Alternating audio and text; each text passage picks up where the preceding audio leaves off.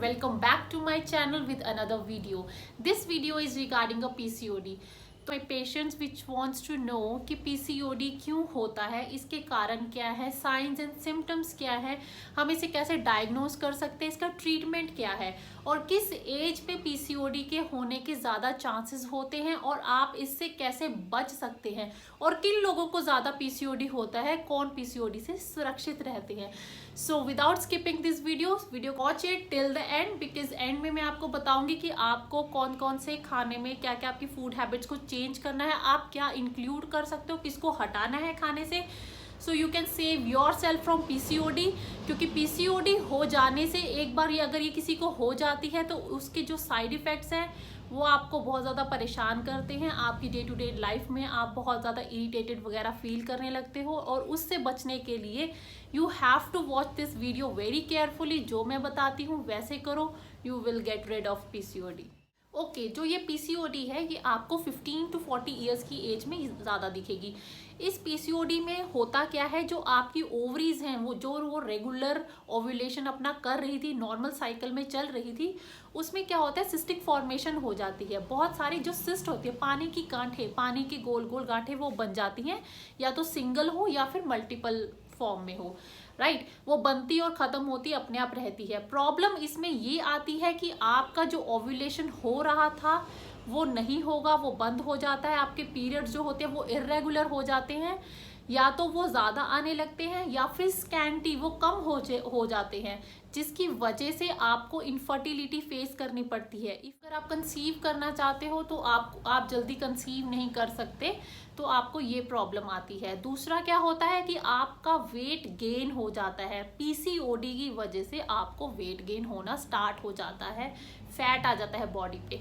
Face पे आपको facial hairs दिखेंगे, वो इसलिए होते हैं क्योंकि आप में मेल हार्मोन जो एंड्रोजन हार्मोन है उसका जो है इंक्रीज हो जाता है, जिसकी वजह से आपको फेस पे फेशियल हेयर्स दिखते हैं.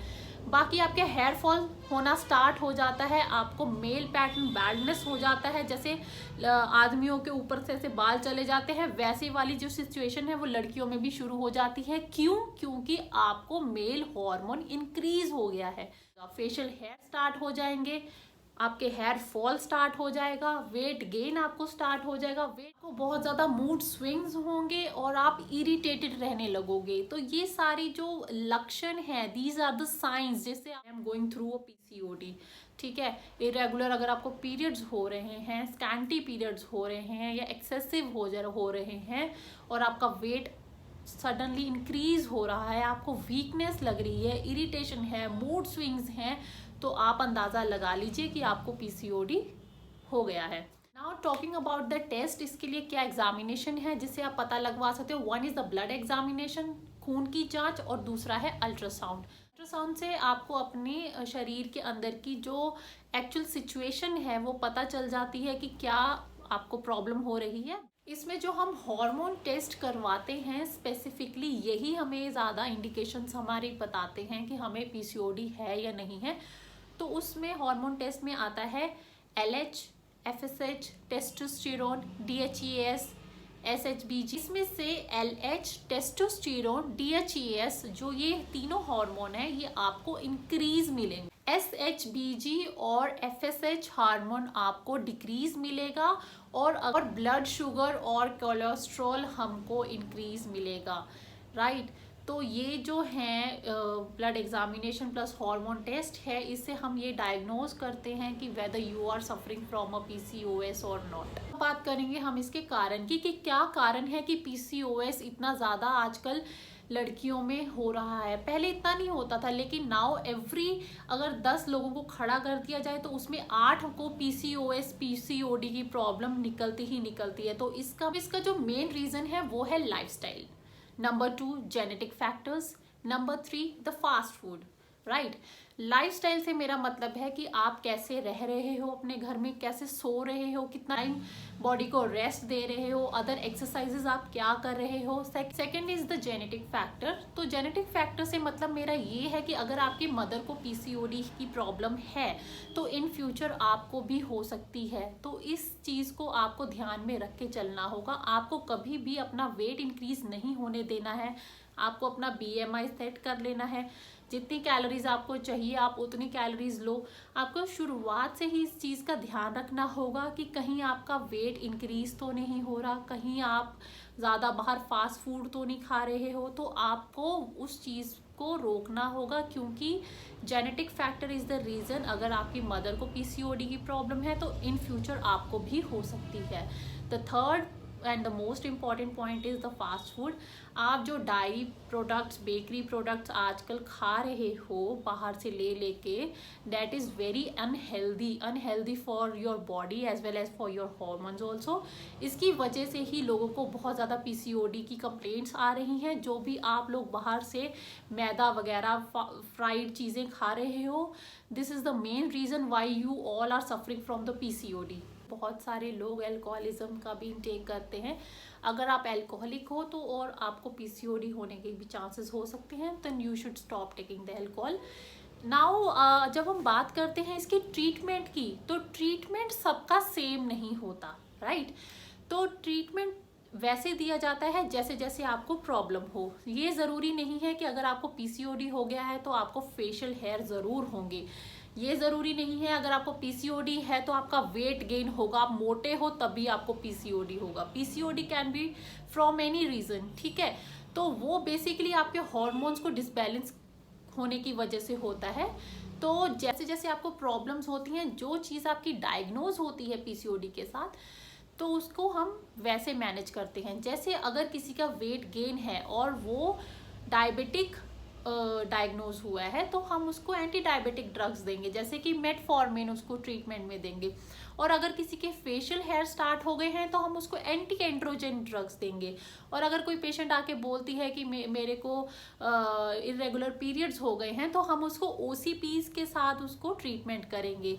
और यह कि मुझे प्रेगनेंसी नहीं हो रही है, मैं बहुत टाइम से ट्राई कर रही हूँ, तो हम उसको क्लोमिफ्रेन सिट्रेट जो होता है वो आपके ओव्यूलेशन में हेल्प करता है, हम उसको उस मेडिसिन के साथ स्टार्ट करेंगे, राइट। तो जैसे आपकी प्रॉब्लम होगी वैसा ही इसका ट्रीटमेंट होगा।